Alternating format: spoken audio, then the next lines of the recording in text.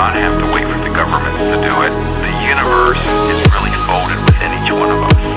That the entirety of the cosmos is accessible through each and every individual's mind, connecting to the great mind, the great spirit.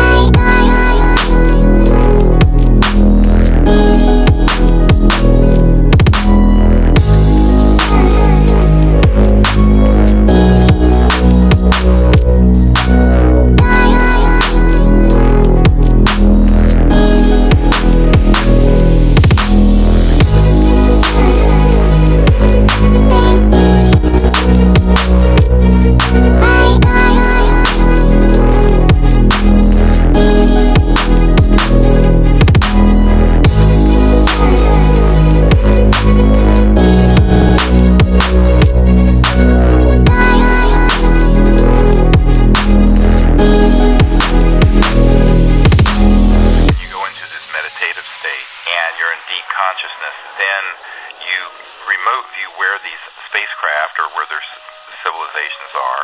It may be on the other side of the mountain, it may be on the other side of the galaxy.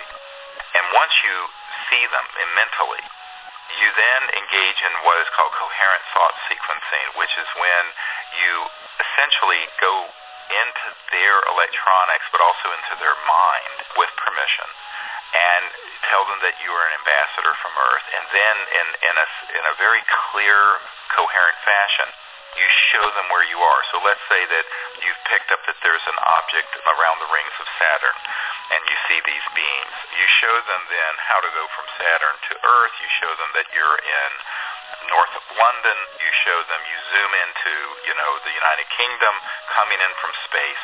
You show them what your house and your neighborhood and your field and wherever it is that you are looks like, and then you zoom them in and you vector them in very, very clearly. And you do this in an unbroken train of thought for as long as it takes.